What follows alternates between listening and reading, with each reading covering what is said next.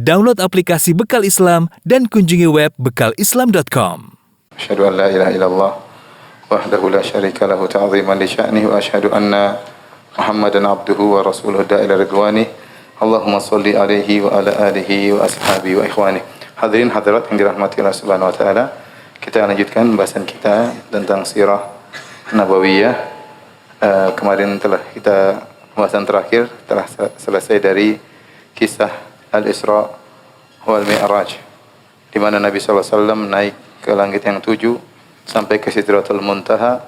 Kemudian Nabi sallallahu alaihi wasallam pun melihat surga dan akhirnya Nabi sallallahu alaihi wasallam bertemu dengan Allah Subhanahu wa taala, dan disitulah Nabi diwajibkan salat 5 waktu. Ada beberapa faedah yang bisa kita ambil dari kisah tersebut. Di antaranya bahwasanya langit memiliki pintu-pintu, ya. Tapi pintu-pintu tersebut tertutup, ada malaikat-malaikat yang menjaganya. Ya, pernah dibuka di zaman Nabi sallallahu alaihi wasallam, akan terbuka nanti pada hari kiamat kelak. Kemudian juga disunahkannya minta izin jika hendak memasuki rumah. Ya, dalilnya Jibril alaihissalam ketika hendak masuk ke langit dia minta izin terlebih dahulu. Kemudian juga kalau seorang minta izin ditanya siapa, maka hendaknya dia menjawab. Jibril waktu ditanya siapa yang datang, Jibril mengatakan ana Jibril, saya Jibril. Jibril tidak bilang masa ente enggak tahu, saya ini pemimpin malaikat, enggak. Tapi dia bilang saya Jibril. Jika seorang mengetuk pintu ditanya siapa, jangan bilang ana, saya. Sebutkan nama, ya. Dan ini sunnah. Kemudian juga yang lewat memberi salam kepada yang duduk, ya. Yang lewat adalah Nabi sallallahu alaihi wasallam, tapi Nabi sallallahu alaihi wasallam dan dia lebih afdal daripada anbiya yang lain, tetapi Nabi yang mengucapkan salam kepada setiap nabi yang beliau temui. Jadi kalau ada orang duduk, ada yang lewat, meskipun yang lewat lebih afdal, lebih berilmu, lebih tua, maka dia memberi salam kepada yang duduk, ya. Wal mar 'alal qa'id, kata Nabi sallallahu alaihi wasallam, yang lewat mengucapkan salam kepada yang duduk. Juga dalil tentang bolehnya bersandar kepada Ka'bah, sebagaimana telah kita sebutkan pada pertemuan lalu. Ibrahim alaihissalam menyandarkan punggungnya di Baitul Ma'mur, dan itu ibarat Ka'bah bagi penghuni langit. Maka tidak mengapa seorang menempelkan badannya di Ka'bah. Kalau di Ka'bah saja boleh bersandar, apalagi cuma di masjid dia sandarkan badannya di bagian kiblat, enggak ada masalah, ya.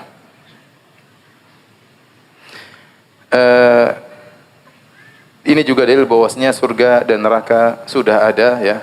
Oleh karenanya Nabi sallallahu alaihi wasallam melihat surga. Kata Allah Subhanahu wa taala, fi sidratil muntaha indaha jannatul ma'wa. Di sisi sidratul muntaha ada al-jannah, ada surga. Jadi surga sekarang sudah ada. Di antara dalil surga ada banyak. Di antaranya Allah menciptakan surga dan neraka, lalu Allah manggil Jibril untuk melihat surga dan neraka. Kemudian di antara dalil surga dan neraka ada, ini tadi kisah Isra Mi'raj. Nabi sallallahu alaihi wasallam naik ke Sidratul Muntaha, kata Allah, indaha jannatul ma'wa. Di sisi Sidratul Muntaha ada surga. Dan pendapat yang benar bahwasanya surga yang akan didatangi oleh kaum mukminin di kemudian hari, itulah surga yang pernah ditempati oleh Nabi Adam alaihi salam. Jadi surga sudah ada sejak zaman Nabi Adam alaihi salam. Hanya saja kata para ulama mengalami pengembangan, Allah tambah lagi mungkin perluasan, Allah tambah lagi berbagai macam kenikmatan yang ada di surga yang akan dimasuki oleh kaum mukminin. Hadirin dan hadirat yang Allah Subhanahu wa taala, tadi beberapa faedah-faedah yang disebut oleh Ibnu Hajar dalam Fathul Bari tentang kisah Isra dan Mi'raj. Pertama kali diwajibkan salat adalah salat 5 waktu, tetapi solatnya 2 rakaat, kecuali solat maghrib. Jadi pertama kali diwajibkan bagi Nabi solat subuh 2 rakaat, solat duhur 2 rakaat, kemudian solat asar 2 rakaat, solat maghrib 3 rakaat, solat isya 2 rakaat. Dan ketika diwajibkan solat 5 waktu, Jibril pun datang mengajarkan kepada Nabi kapan waktu-waktu solat. Dan yang pertama kali Jibril turun untuk mengajarkan waktu salat zuhur. Waktu salat zuhur. Al-Imam Ahmad meriwayatkan dengan sanad yang sahih dari Jabir bin Abdullah, anna Nabi sallallahu alaihi wasallam ja'ahu Jibril faqala kum fasalli. Jadi Nabi pulang pagi hari di waktu subuh, ya, siangnya langsung Jibril datang ngajarin waktu salat. Ya, maka Jibril datang ketika waktu zuhur. Itu ketika matahari tergeser dari tengah langit. Ya, fa shalla adh-dhuhra hina zalati syamsu. Maka malaikat Jibril mengatakan, bangun wahai Muhammad, salatlah. Dan waktu zuhur waktu itu ketika matahari pertama kali tergelincir dari tengah langit. Tsumma ja'ahul asar. Kemudian ketika waktu tiba salat asar, Jibril datang lagi berkata, kum fasalli. Wahai Muhammad, bangunlah dan salatlah. Fa shallal asar hina sara dhillu kulli syai'in mithlahu. Nabi salat asar tatkala bayangan setiap benda sama seperti panjang benda tersebut. Jadi kalau kita mau tahu waktu asar, kita tinggal misalnya tanam tiang 2 meter, kapan panjang bayangan sudah 2 meter sama dengan panjang bayangan tongkat tersebut, maka itulah awal masuk salat asar. Berarti salat zuhur selesai. Kemudian tsumma ja'ahul maghrib. Maka di waktu maghrib datang lagi malaikat Jibril. Kemudian dia berkata, kum fasalli, ya Muhammad, salatlah. Fa shalla hina wajabati syams. Maka Nabi SAW salat ketika matahari tenggelam. Tatkala seluruh bulatan matahari tenggelam, itulah awal waktu salat maghrib. Tsumma ja'ahul isya. Kemudian Jibril datang lagi waktu isya. Faqala kum fasalli. Bangunlah Muhammad, salatlah. Fa shalla hina ghaba syafaqu. Maka Nabi Muhammad SAW salat isya tatkala warna merah di langit hilang. Karena setelah matahari terbenam masih ada sisa warna merah cahaya. Begitu begitu seluruh warna merah itu hilang, itulah awal salat isya. Tsumma ja'ahul fajr. Kemudian Jibril datang lagi di waktu salat fajar dan dia berkata, bangunlah Muhammad, salatlah. Fa shalla hina barakal fajru. Maka Nabi salat subuh tatkala fajar terbit, atau hina sata'al fajr, atau tatkala fajar muncul. Ini hari pertama. Besoknya datang lagi Jibril. Tsumma ja'ahu fil ghadi lidh-dhuhr. Datang lagi Jibril hari kedua di waktu zuhur. Kemudian dia berkata, kum fasalli. Bangun, salatlah. Fa shalat dhuhr hina sara dhillu kulli syai'in mithlahu. Tetapi malaikat Jibril datang hari kedua tidak pas matahari tergelincir dari tengah langit, tetapi dia datang di akhir waktu salat zuhur. Yaitu tatkala panjang bayangan benda sama dengan panjang benda itu sendiri. Waktu hari pertama itulah awal salat apa? Asar. Ya, ternyata itulah. Jadi salat zuhur berakhir tatkala panjang bayangan benda sama seperti benda tersebut, dan itulah awal dari waktu salat asar. Tapi kali ini untuk salat zuhur. Tsumma ja'ahu lil asar. Tatkala waktu asar, Jibril datang lagi. Kum fasalli. Wahai Muhammad, salatlah. Fa shallal asar hina sara dhillu kulli syai'in mithlaihi. Kali ini salat asarnya kapan? Tatkala panjang bayangan 2 kali lipat panjang benda. Jadi tatkala kalau benda 2 meter, tunggu bayangannya sampai bayangannya 4 meter, baru Jibril bilang, wahai Muhammad, salatlah asar. Kalau hari pertama tadi tatkala panjangnya sama. Di hari kedua panjangnya 2 kali lipat. Tsumma ja'ahu lil maghrib waqtan wahidan. Kemudian malaikat Jibril datang di waktu salat maghrib di waktu yang sama tatkala matahari tenggelam. Tsumma ja'ahu lil isya hina dhahaba nisful lail. Kemudian datang lagi untuk salat isya tatkala lewat tengah malam. Bagaimana kita mengetahui tengah malam? Kita hitung waktu terbenam matahari dengan terbit fajar, yaitu waktu azan maghrib sampai waktu azan subuh, kita bagi 2, itulah tengah malam. Coba sekarang azan maghrib jam berapa? 6.15. Azan subuh 4.40 lah, 4.40. Berapa jam itu? Hitung aja sendiri. Terus antum bagi 2. Anda ingin tahu tengah malam jam berapa? Tolong hitung, nanti ada yang hitung ya, kasih tahu saya. Jam berapa? Jam 10 kurang lebih. Jam berapa? Jam 12 enggak sampai. Jam 11-an. 11-an kurang lebih. Jam 11-an kurang lebih. Tsumma ja'ahu lil fajr hina asfara jiddan. Kemudian Jibril datang di waktu subuh hina asfara jiddan, tatkala matahari mau terbenam, yaitu langit sudah sangat kuning. Berarti matahari mau terbit. Matahari mau apa? Terbit. Jadi sudah di ujung matahari sebentar lagi terbit, sudah sangat menguning. Qum fasalli, wahai Muhammad bangun dan salatlah. Tsumma qala ma baina hadaini waqtun. Kata Jibril, antara dua waktu ini, hari pertama, hari kedua, itulah batasan waktu salat. Itulah batasan waktu salat. Oleh karenanya kita tahu ternyata salat zuhur itu dimulai dari hari pertama, matahari tatkala tergelincir di tengah langit, sampai panjang bayangan benda sama dengan panjang benda tersebut. Waktu asar dimulai dari panjang bayangan benda sama dengan benda tersebut sampai dua kali apa? Dua kali panjang benda tersebut. Dua kali panjang benda tersebut sebelum azan maghrib tentunya. Sebelum azan maghrib.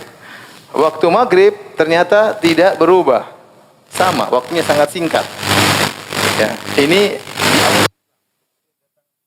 hadis berikutnya, hadis Abdullah bin Amr bin Al-As berubah. Kata Nabi SAW, wal maghrib malam yaghibis syafaqu. Dan maghrib boleh dikerjakan selama warna merah di langit masih ada. Maka berubah setelah itu waktu maghrib dimulai dari terbenam matahari sampai menjelang waktu sholat isya. Selama di langit masih ada warna merah, boleh sholat maghrib. Kapan boleh sholat isya? Waktu sholat isya. Ya.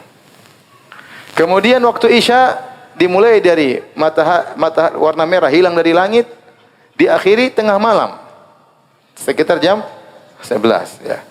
Salat subuh dimulai dari terbit fajar sampai sebelum matahari apa? Terbit. Tadi waktu sangat menguning. Itulah waktu salat, tidak boleh kita melewatinya. Dari sini kita tahu bahwasanya waktu salat asar itu ya adalah sampai panjangan bayangan dua kali lipat panjang benda. Bukan sampai terbenam matahari. Kata para ulama, waktu asar bisa dibagi menjadi dua.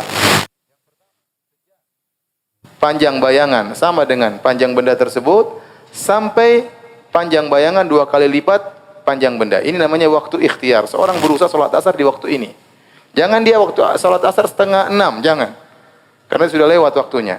Kecuali darurat. Misal terjebak macet, misalnya baru turun dari safar, maka tidak mengapa dia sholat asar, yang penting sebelum terbenam matahari.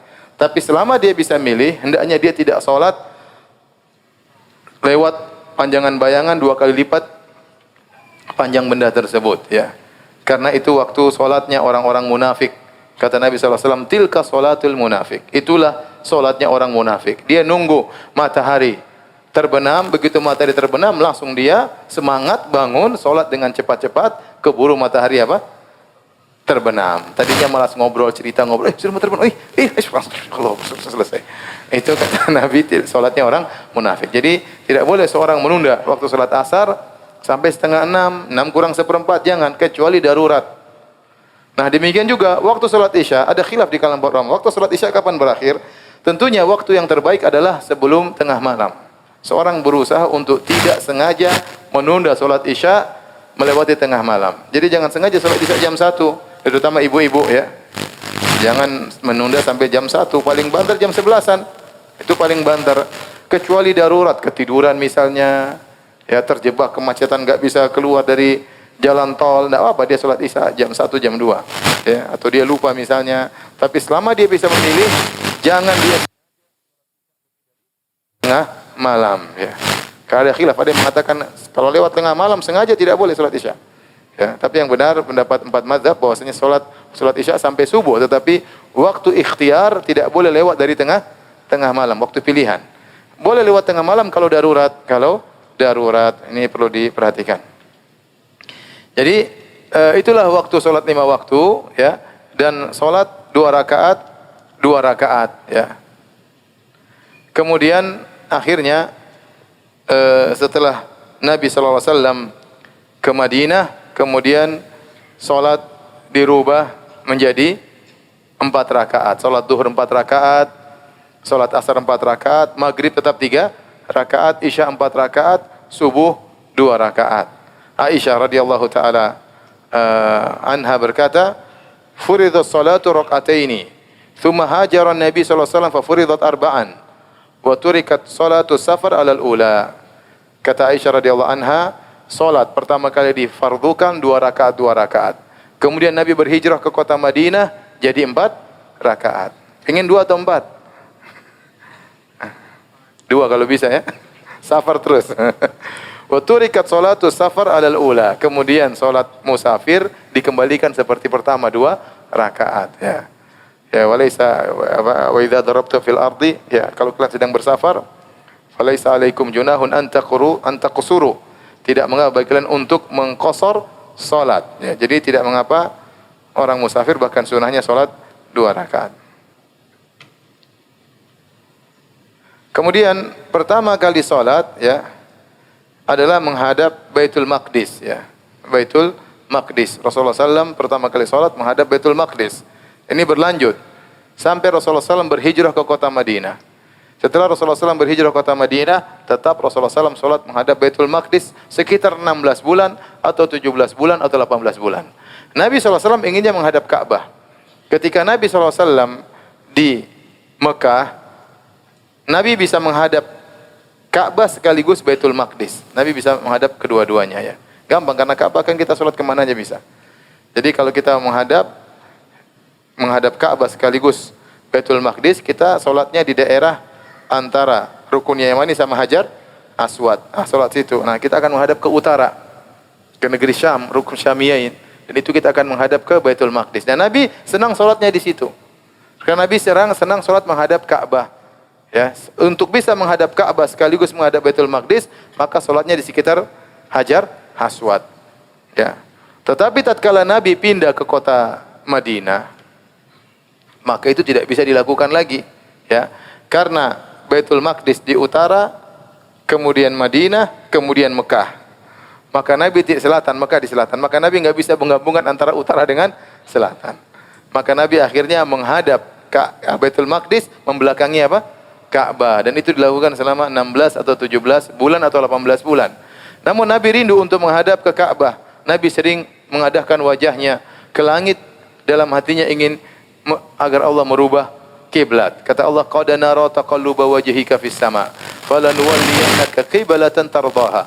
Fawalli wajhaka syatral Masjidil Haram. Sungguh kami telah melihat wajahmu bolak-balik lihat ke langit ya Rasulullah.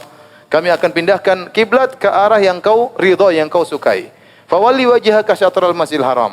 Maka rubahlah, arahkanlah wajahmu ke arah Masjidil Haram. Maka Nabi pun menghadap ke arah Ka'bah. Dan itu terjadi waktu Rasulullah SAW sedang pergi ke kampung Bani Salimah. Nabi mengunjungi seseorang yang sedang sakit. Kemudian Rasulullah SAW salat duhur di masjid yang dikenal sekarang dengan Masjid Qiblatain, Masjid Al-Qiblatain. Waktu Nabi salat duhur 2 rakaat, Nabi menghadap Baitul Maqdis. Rakaat ketiga turun ayat. Maka Nabi langsung balik menghadap ke Ka'bah, putar 180 derajat ya. Bagaimana cara mereka putar? Enggak usah kepo, udah pokoknya putar. Tidak dijelaskan dalam hadis, ente enggak usah nanya. Kemudian Nabi pergi ke Masjid Nabawi, salat asar langsung menghadap ke, itu zuhur terjadinya. Waktu Nabi salat asar di Masjid Nabawi langsung menghadap ke Ka'bah. Nah, kabar sampai kepada penduduk Kuba tatkala subuh. Mereka sedang salat subuh, wahum ruku', mereka sedang ruku', tiba-tiba ada orang datang mengatakan ala innal qiblata qad huwilat. Ketahuilah bahwasanya kiblat telah dirubah. Bayangkan mereka sedang ruku', langsung mereka rubah. Enggak usah kepo ya. Pokoknya terjadi. Alhamdulillah dia tidak bilang tatkala sedang sujud. Kalaupun sujud mereka akan pindah. Kita enggak usah urusan saya bagaimana tahu ya. Mungkin kalau kita mungkin heboh kali. Wah, masa baru. Para sahabat dengar ada yang menyampaikan Nabi telah turun kepadanya ayat dan menyuruh agar kiblat dirubah. Sahabat yang sedang ruku tidak tunda-tunda, langsung mereka rubah kiblat tatkala mereka sedang ruku radhiyallahu ta'ala anhum ajmain. Taib, hadirin dan hadirat yang dirahmati Allah Subhanahu wa taala, kita masih lanjutkan bahasan kita. Kemudian di antara mukjizat yang terjadi tatkala di Mekah, terjadinya insyiqaqul qamar, terbelahnya rembulan ya. Dan ini sampai Allah turunkan ayatnya dalam surat Al-Qamar, iqtarabatis sa'atu wan syaqqal qamar wa iyyaru ayatan. Ya. Kalau mereka tatkala tiba hari kiamat, dekat hari kiamat, iqtarabatis sa'ah wan syaqqal qamar, dan terbelahlah rembulan kata Allah Subhanahu wa taala. Adapun itu terjadinya tatkala Nabi masih di Mekah ya. Dan hadis-hadis yang menceritakan tentang terbelahnya rembulan, hadis-hadisnya mutawatir. Hadis-hadisnya mutawatir, diriwayatkan oleh banyak sahabat. Kalau dikatakan mutawatir, itu lebih dari 10 sahabat yang meriwayatkan. Berarti kejadian ini pernah benar-benar terjadi. Diriwayatkan oleh Imam Al-Bukhari, Imam Muslim dari Anas bin Malik, beliau berkata, "Anna ahla Makkah sa'alu Rasulullah sallallahu alaihi wasallam an yuriyahum ayatan." Penduduk kota Mekah meminta kepada Nabi sallallahu alaihi wasallam agar memperlihatkan kepada Nabi suatu mukjizat, suatu ayat. Fa'arahumul qamar shiqqatain hina ra'au hira'a bainahuma. Maka mereka pun melihat rembulan terbelah dua. Dilihat bahwasanya Jabal Nur atau Gua Hira berada di tengah-tengah antara belahan rembulan yang kiri dan kanan. Demikian juga diriwayatkan oleh Ibnu Mas'ud radhiyallahu anhu dalam Sahih Bukhari Sahih Muslim, beliau berkata, "In syaqqal qamar wa nahnu ma'an Nabi sallallahu alaihi wasallam biminan." Kata Ibnu Mas'ud, rembulan terbelah dan kami sedang bersama Nabi di Mina. Faqala ishhadu, maka Nabi berkata, lihatlah. Wa dhahabat firqatun nahwal jabal, maka sepotong rembulan tersebut berjalan memisahkan diri. Jadi terbelah, salah satunya memisahkan diri menuju ke arah gunung. Demikian juga Imam Muslim meriwayatkan dalam sahihnya dan juga Imam Ahmad dalam musnadnya dari Anas bin Malik, beliau berkata, "Sa'ala ahlu Makkah an-nabiyya ayatan." Penduduk kota Mekah minta kepada Nabi mukjizat. Fansyaqqal qamaru bi Makkah marratain. Maka terbelahlah rembulan di Mekah dua kali. Faqala, firman Allah pun turun, "Iqtarabatis sa'atu wan syaqqal qamar." Telah dekat hari kiamat dan rembulan terbelah. Wa iyyaru ayatan yu'ridu. Kalau mereka melihat ada mukjizat, mereka tetap berpaling. Wa yaqulu sihrum mustamir. Kata mereka, ini sihir yang tiada henti-hentinya. Jadi Nabi tatkala mengabulkan permintaan mereka, Nabi berdoa kepada Allah, maka rembulan terbelah. Apa jawaban mereka? Sihir. Ini susah ya. Jadi apapun mukjizat yang akan Nabi tampakkan, mereka akan mudah membantah dengan mengatakan apa? Sihir. Ya. Wa ma ya'tihim min rasulin illa qalu sahirun aw majnun, ya. Tidak ada seorang rasul pun yang datang kecuali pengikutnya akan berkata penyihir atau orang gila. Dan demikianlah yang dialami oleh para rasul. Apapun yang mereka lakukan dikatakan sebagai sihir. Contoh Nabi Musa alaihissalam waktu berduel melawan para penyihir Fir'aun, sudah kalah terang-terangan sampai para penyihir kemudian beriman kepada Allah, sujud. Apa kata Fir'aun? Ya, bahwasanya ini kabirukumul ladzi 'allamakumus sihir. Ini Musa adalah guru kalian, ya. Kalian sudah sepakat. Ya. Musa ini sahirun alim. Ini penyihir yang hebat. Pokoknya disifati penyihir, selesai. Sehingga tidak ada mukjizat. Nabi Saleh tatkala berdoa agar keluar onta dari batu, tiba-tiba batu terbelah, keluar onta. Sebagaimana permintaan mereka, mereka ingin onta yang besar, yang putih, bunting 9 bulan, ya. Keluar dari batu, Nabi Saleh berdoa, keluar onta tersebut. Padahal mereka maksudnya minta permintaan yang tidak mungkin, ya. Karena bagaimana bisa onta keluar dari batu? Tidak ada kehidupan. Kalau onta keluar dari hutan, ya mungkin. Ada onta kesasar ke hutan. Atau onta keluar dari laut, ya mungkin. Ya. Ada onta tenggelam, keluar lagi, mungkin. Tapi kalau keluar dari batu atau batunya pecah keluar onta, mustahil. Mereka ingin membuat Nabi Saleh tidak bisa melawan. Ternyata keluar. Begitu keluar, penyihir. Selesai.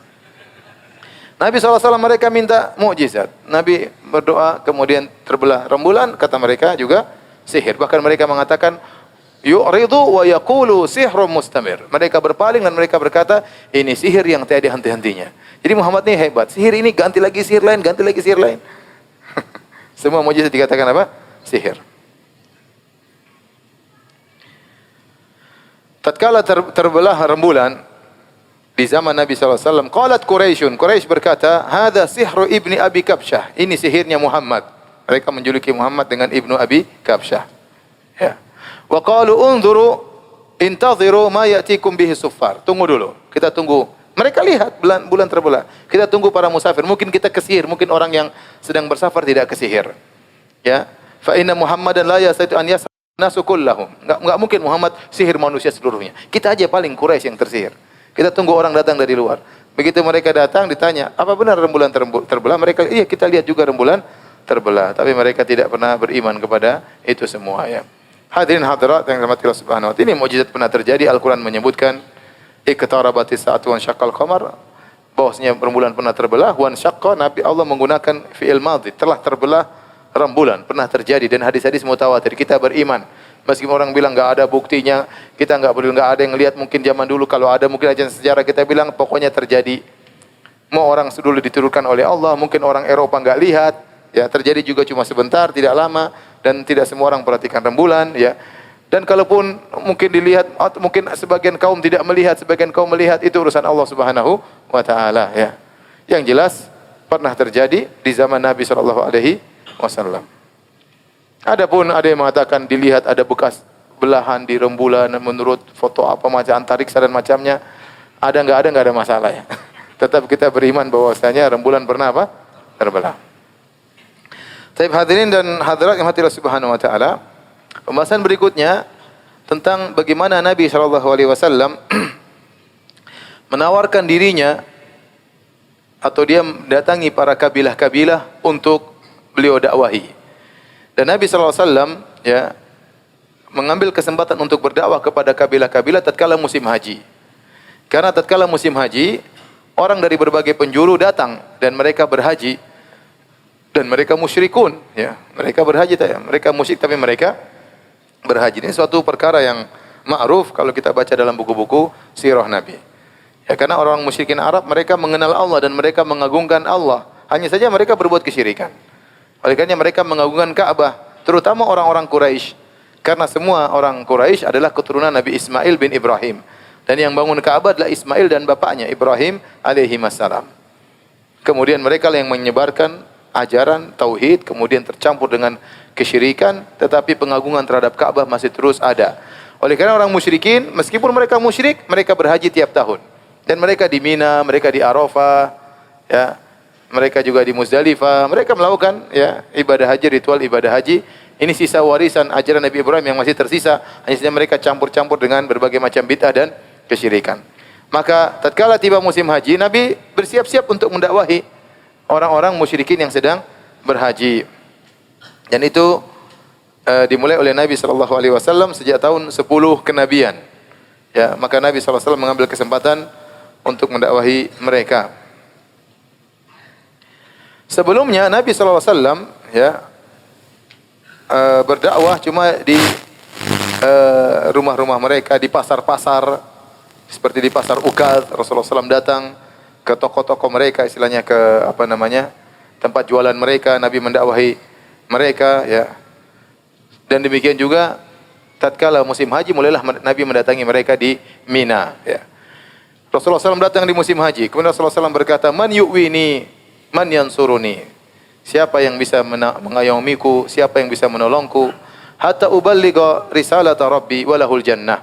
Siapa yang bisa melindungiku agar aku bisa menyampaikan Al-Qur'an, maka baginya surga. Hatta inna rajula la yakhruju minal Yaman aw min Misr fayatihi qaumu fayaqulun ihdhar gulamu Quraisyin la yaftinuka.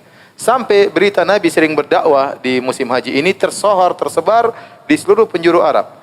Sampai kalau ada orang keluar dari negeri Yaman ingin hajian, kaumnya ingatkan, hati-hati. Di Mekah itu ada orang namanya Muhammad itu, jangan kau dengar dia. Sejak keluar dari Yaman sudah diingatkan. Ada yang keluar dari Mesir, ingin hajian, sudah diingatkan oleh kaumnya. Ingat, hati-hati. Di sana ada orang namanya orang pemuda, ngomong begini-begini. Hindari dia, hati-hati. Orang Quraisy itu, ya. Tapi Rasulullah SAW tidak putus asa. Beliau tetap datang ke kabilah-kabilah, pingin kalau ada yang bisa melindungi beliau untuk berdakwah. Sampai beliau berkata dengan penuh merendahkan diri beliau demi untuk mendakwahkan Islam. Kata beliau, "Ala rajulun yahmiluni ila qaumihi." Adakah seorang bawa saya kepada kaumnya? Fa inna Quraisyan qad mana'uni an uballigha kalama Rabbi. Sungguhnya orang-orang Quraisy telah melarangku untuk menyampaikan Al-Qur'an. Nabi sudah tidak boleh. Dan Al-Qur'an mereka enggak mau dengar. Mereka larang Nabi. Sampai Nabi kalau bahasa kita mengemis, tapi untuk Islam. Nabi berkata, siapa yang membawa saya kepada kaumnya? Saya ingin menyampaikan Al-Quran. Saya dilarang oleh orang-orang Quraisy. Nabi ingin dakwah itu sampai. Meskipun dia harus merendahkan dirinya, meminta kepada kabilah-kabilah, siapa yang bawa saya? Orang tolak. Datang ke bilang, siapa yang menolong saya? Ditolak. Yang paling memusuhi Nabi adalah pamannya sendiri, Abu Lahab. Ya, Abu Lahab.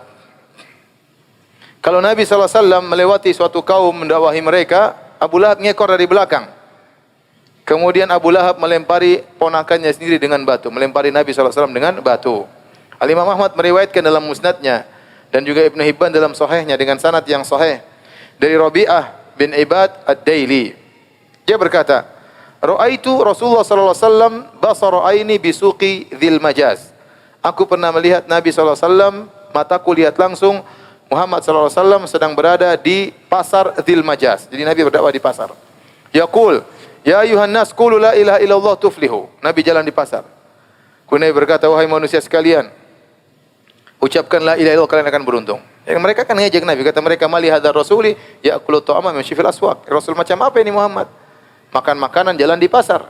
Laula unzila alaihi malak fayakuna ma'ahu nadhira. Kenapa tidak diutus malaikat bersamanya untuk memberi peringatan bersamanya? Kok Nabi jalan di pasar, dakwah di pasar, ya? Jalan di pasar, diejek oleh mereka. Nabi jalan di pasar dan Nabi berdakwah, "Wahai manusia sekalian, ucapkan la ilaha illallah, kalian akan beruntung." Wa yadkhulu fi fijajiha, bahkan Nabi masuk di lorong-lorong pasar. Wan nasu mutaqassifuna alaihi, orang-orang semua kumpul. Heran, ini Muhammad ngomong apa? Mereka kumpul. Fama ra'aitu ahadan yaqulu syai'an. Semuanya dengar tapi enggak ada yang berani komentar, semuanya diam. Huwa la yaskut, nah Nabi tidak pernah berhenti, tetap mengatakan, "Ya ayuhan nas, qulu la ilaha illallah tuflihu." Wahai manusia sekalian, ucapkan la ilaha illallah, kalian akan beruntung. Illa anna wara'ahu rajulun ahwal wadhi'ul wajhi dha qadirataini yaqul. Hanya saja di belakang Nabi ada seorang yang dia juling tetapi dia tampan. Kemudian dia memiliki dua rambut yang dikepang. Laki-laki ini ya. Yaqulu innahu sabi'un kadhib. Jangan dengar, ini seorang sabi', orang yang keluar dari tradisi nenek moyangnya. Innahu kadhib, ini sang pendusta. Qultu man hadha? Siapa ini orang tadi yang mengatakan ucapkan la ilaha illallah? Orang-orang mengatakan Muhammad bin Abdullah. Ya. Dia mengatakan dia seorang nabi. Taib, yang di belakang dia siapa? Pamannya Abu Lahab. Jadi yang mendustakan Nabi siapa? Abu Lahab.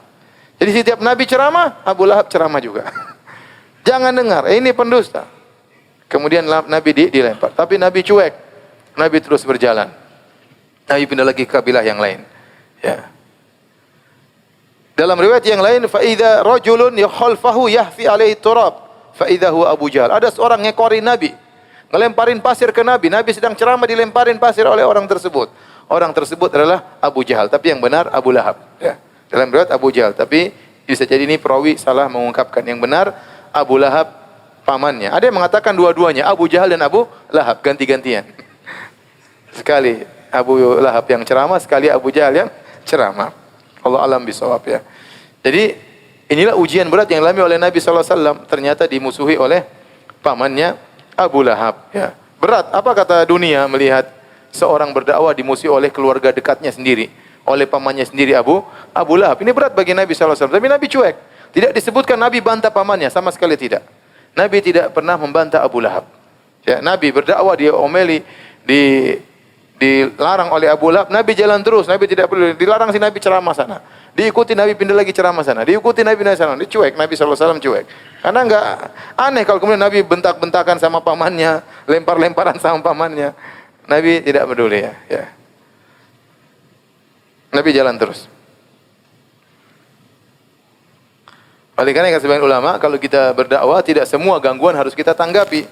Kalau setiap gangguan kita tanggapi, kita akan terhambat ya. Sesekali kita tanggapi, seringnya tidak usah ditanggapi. Orang bilang apa, biarin aja, cuekin aja. Ya, mau ngomong ini, mau ngomong anu, kita dakwah saja. Dakwah sunnah harus terus apa? Tersebar ya. Terkadang kita tanggapi, seringnya kita tanggapi, kita akan mundur. Kita akan mundur sehingga usaha kita tidak tercapai. Makanya orang bilang sebenarnya kijang itu tidak bisa dikejar oleh singa. Tetapi kenapa tertangkap oleh singa? Karena kijang suka nengok, singanya sudah sampai di mana. Lama-lama ketangkap oleh apa? Singa. Kalau dia cuek aja tutup mata lari di depan sana, singa nggak bakalan dapat katanya. Wallahu alam.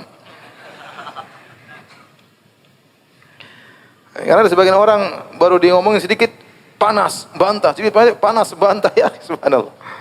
Ente jangan terlalu suka kepanasan. Dai jangan suka kepanasan, santai. Sedikit-sedikit bantah, sedikit-sedikit.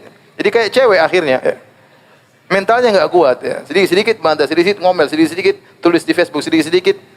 Ya, subhanallah. Tidak, cuek aja, tidak semua harus ente apa? Sikapi ya. Lihat maslahat dan mudarat, lihat situasi dan kondisi. Nabi mendatangi para kabilah-kabilah. Kabilah didatangi oleh Nabi SAW banyak. Ya, disebut oleh para ulama.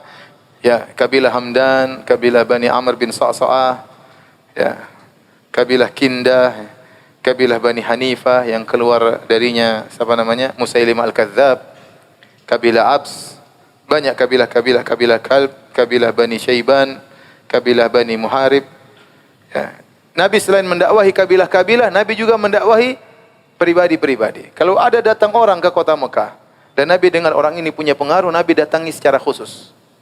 Kepala-kepala kabilah, orang-orang top, orang-orang punya pengaruh, Nabi datangi secara khusus. Karena secara logika, kalau orang-orang khusus ini, spesial ini dapat hidayah, insya Allah yang lain mudah untuk mengikuti. Dan itu diantara strategi Nabi SAW. Ya.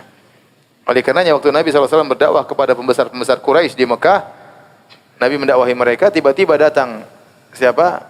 Ibnu Ummi Maktum yang buta. Nabi berpaling, wajah Nabi cemberut dan berpaling bermuka masam kepada Ibnu Ummi Maktum karena Nabi sedang sibuk mendakwai pembesar-pembesar Quraisy. Kemudian tiba-tiba datang orang buta ini mengatakan, "Ya Rasulullah, alimni." Ya Rasulullah, ajarkan aku. Seakan-akan dia mengganggu dakwah Nabi.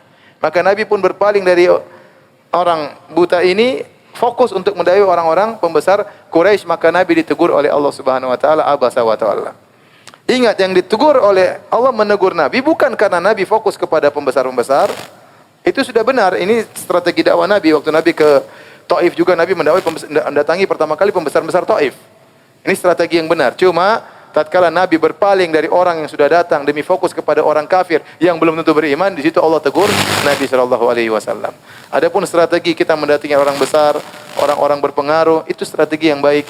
Itu strategi Nabi SAW. Namun bukan berarti akhirnya kita cuekin orang-orang yang rakyat jelata misalnya. Itu yang salah. Dua-duanya kita perhatikan, tetapi pembesar-pembesar itu perlu diperhatikan secara khusus. Dan itulah Nabi lakukan sejak awal dakwah beliau alaihi salatu wassalam. Di antara orang yang datangi oleh Nabi SAW adalah Suwaid ibnu Samit. Suwaid ibnu Samit, dia adalah seorang penyair dari kota Madinah, dari Bani Amr bin Auf. Ya. Orang-orang menamakannya Al-Kamil, lelaki yang sempurna. Kenapa? Orangnya hebat, orangnya kuat, dan orangnya mulia, tubuhnya kuat, orangnya hebat, nasabnya tinggi, ya. Orangnya mulia, maka disebut oleh kaumnya dengan Al-Kamil, itu artinya orang yang sempurna. Begitu dia datang ke kota Mekah haji atau umrah, Nabi dengar dia, oh ini si fulan harus didatangi. Ya, maka Rasulullah SAW pun datang menuju Suwaid bin Samit, kemudian Nabi mengajak dia untuk masuk Islam. Maka Suwaid berkata, "Fala 'alal ladzi ma'aka mithla ladzi ma'i." Kata Suwaid, bisa jadi apa yang kau bawa seperti yang apa aku miliki. Faqala Rasulullah sallam, "Mal ladzi ma'aka?" Apa yang kau bawa? Maka dia membawakan perkataan-perkataan Luqman. Mungkin Luqman Al-Hakim, ya. Faqala lahu Rasulullah sallam, "I'ridha 'alayya." Coba bacakan kepadaku. Maka dia pun bacakan kepada Nabi sallallahu alaihi wasallam. Kata Rasulullah sallam, "Inna hadza lakalamun hasan." Sungguhnya yang kau bawa itu bagus. Nasihat-nasihat bijak Luqman Al-Hakim. Walladzi ma'i afdalu min hadza, yang aku bawa lebih afdal daripada ini. Qur'anun anzalahu Allah taala alayya, Quran yang Allah turunkan kepadaku. Wa huwa hudan wa nur, dia adalah petunjuk dan cahaya. Maka Nabi pun baca Al-Quran kepada Suwaid bin Samit. Kemudian Nabi menyuruh dia untuk masuk Islam, namun dia tidak langsung terima. Dia berkata, "Inna hadza laqaulun hasan." Sungguh apa yang kau bacakan ini perkataan yang sangat indah. Kemudian dia pun pergi. Tatkala dia pulang balik ke kota Madinah, tiba-tiba terjadi pertempuran dan dia dibunuh oleh suku Al-Khazraj. Perang saudara. Dan teman-temannya dari kabilahnya berkata, "Inna lanarahu qad qutil wa huwa muslim." Kami melihatnya waktu dia terbunuh di Madinah, sepertinya dia sudah muslim. Jadi waktu dia di depan Nabi dia tidak terima, tapi pulang dia mikir, mungkin dia masuk Islam belakangan. Sehingga waktu dia dibunuh, kata kaumnya dia meninggal dalam kondisi apa? Muslim. Oleh karenanya Islamnya Suwaid bin Samit ini diragukan, apakah dia termasuk sahabat atau tidak. Karena dia tidak menyatakan Islamnya di depan Nabi SAW. Tetapi kaumnya mengatakan, kami melihatnya terbunuh, menurut kami dia meninggal dalam kondisi apa? Muslim. Ini dalil bahwasanya kita kalau menyampaikan, sampaikan saja. Bisa jadi orang tersebut tidak terima di hadapan kita, mungkin dia pulang mikir-mikir nanti. Ente kasih syubhat aja. Dianggap syubhat sama dia, tapi sampaikan aja. Sampaikan. Ya enggak benar, sampaikan aja. Dan itu banyak terjadi. Saya ketemu kawan-kawan saya, mereka kenal sunnah, ngeyel di depan, nanti belakang mereka mikir, akhirnya mereka diam-diam cari-cari tahu, dengan akhirnya mereka kenal apa? Sunnah. Tidak apa-apa. Yang penting antum sampaikan ya. Hidayah di tangan Allah Subhanahu wa taala. Kemudian di antara yang didakwai oleh Nabi secara pribadi namanya Dhimat bin Sa'labah. Dhimat bin Sa'labah al-Asdi, ya. Dia kana yarqi min hadhihi ar-rih. Dia suka meruqyah. Kalau ada orang terkena penyakit gila, maka dia pun ruqyah. Maka dia pun datang ke kota Mekah dalam kondisi berumrah. Maka dia pun duduk di majelisnya Abu Jahal. Abu Jahal punya majelisnya. Majelisnya di mana? Di Masjidil Haram, ya. Di pelataran Masjidil Haram. Ada Abu Jahal, ada Utbah bin Rabi'ah, ada Umayyah bin Khalaf yang menyiksa Bilal. Abu Jahal berkata, "Hadzal rajul alladhi farraqa jama'atana wa safa ahlamana." Ini Muhammad, ini orang telah memisah-misahkan, mencerai-beraikan jamaah kita. Ya, membodoh-bodohi orang-orang yang bijak di antara kita. Wa adalla man mata minna, yang sudah meninggal di antara kita dibilang sesat sama dia. Wa aba alihatana, kerjanya mencaci maki Tuhan-Tuhan kita. Kemudian Umayyah komentar yang menyiksa Bilal, "Ar-rajul majnun ghairu syakkin." Itu orang gila, enggak kita ragukan lagi. Muhammad itu apa? Gila. Kata Dhimat, perkataan Umayyah bin Khalaf, Muhammad gila ini masuk di hatiku. Kasihan dia gila. Faqultu law anni ra'aitu hadzal rajul la'alla Allah yashfiyahu ala yadayya. Semoga saya ketemu dengan laki-laki ini. Saya mau sembuhin dia. Kasihan dia gila. Bayangkan. Gara-gara Umayyah bin Khalaf bilang apa? Muhammad apa? Gila. Ini gila, enggak ragu lagi. Ini ggila. Kata dia, "Fa waqatil kalimah fi nafsi." Masuk ke hatiku. Mudah-mudahan saya bisa ketemu dia. Kata dia, bayangkan. Kata dia, "Laula anni ra'aitu hadzal rajul," kalau saya ketemu lelaki ini, la Allah, semoga Allah menyembuhkannya lewat tanganku. Niatnya baik. Dia bukan mau cari hidayah, cuma dia punya niat baik ingin menyembuhkan siapa? Rasulullah sallallahu alaihi wasallam. Falakiyahu. Akhirnya ketemu Rasulullah. Dia berkata, "Ya Muhammad, inni arki min hadhihi rih." Wahai Muhammad, saya ini tukang ruqyah, bisa menyembuhkan orang gila. Wa inna Allah yashfi ala yadayya man syaa, fahal laka. Dan Allah telah menyembuhkan orang melalui saya yang Allah kehendaki. Maukah engkau saya obati? Subhanallah. Ya, bagaimana nanti bayangkan nanti lagi duduk ada orang datang, "Ustaz, saya dengar Ustaz gila." Gimana dengarnya gitu? Mau Ustaz saya ruqyah? Astagfirullah. Kamu yang saya ruqyah tahu enggak? Ini kenyataan. Jadi Nabi dibilang begitu, "Halaka, maukah kamu saya obati?" Rasulullah SAW tidak marah, tidak mengatakan, "Ya akhi, siapa yang gila ya?" Rasulullah tidak marah. Rasulullah tidak marah sama sekali. Rasulullah SAW kemudian berkata, "Innal hamdalillah nahmaduhu wa nasta'inuhu, may yahdihillahu fala mudhillalah wa may yudlil fala hadiyalah." Sungguhnya segala puji adalah milik Allah. Kita memujinya dan kita mohon pertolongan kepada Allah. Barang siapa diberi petunjuk oleh Allah, maka tidak ada yang bisa menyesatkannya. Dan barang siapa disesatkan, tidak ada yang bisa beri hidayah kepadanya. Wa asyhadu an la ilaha illallah wahdahu la syarikalah. Aku bersaksi tidak ada sembahan yang berhak disembah kecuali Allah, tidak ada sekutu baginya. Wa anna Muhammadan abduhu wa rasuluhu, dan Muhammadlah hambanya dan rasulnya, amma ba'du. Dhimat kaget. Ini orang gila bisa ceramah kayak gini. Kata Dhimat bin Sa'labah, niatnya baik dia, semana orang kalau niat baik Allah kasih jalan. Dia tidak niat cari hidayah, dia cuma mau ketemu Nabi, ingin menyembuhkan siapa? Nabi. Karena niat baik Allah kasih jalan. Allah Maha tahu isi hati kita semuanya. Kemudian kata Dhimat bin Sa'labah al-Asdi, "A'id alayya kalimatika haula." Wahai Muhammad, ulangi lagi tadi ceramahmu. Rasulullah SAW ulangi lagi, "Innal hamdalillah nahmaduhu wa nasta'inuhu, may yahdihillahu fala mudhillalah wa may yudlil fala hadiyalah. Asyhadu an la ilaha illallah wahdahu la syarikalah wa asyhadu anna Muhammadan abduhu wa rasuluhu, amma ba'du." Kata dia, ulangi lagi wahai Muhammad. Sampai 3 kali Rasulullah SAW ulangi. Kemudian dia berkata, "Laqad sami'tu qaulal kahana." Sungguh aku telah mendengar perkataan para dukun. Wa qaulas sahara. Aku telah mendengar komat kambitnya para penyihir. Wa qaulas syu'ara. Dan aku sudah mendengar perkataan para penyair. Fama sami'tu mithla kalimatika haula. Aku tidak pernah mendengar perkataan mereka seperti perkataan wahai Muhammad. Kata dia, "Hati yadaka ubayyika alal Islam." Mana tanganmu? Aku masuk Islam. Subhanallah. Masuk Islam gara-gara dikira Muhammad gila. Subhanallah ya. Taib, silakan azan. Habis ini kita tanya jawab. Allah Ta'ala alam bisawab.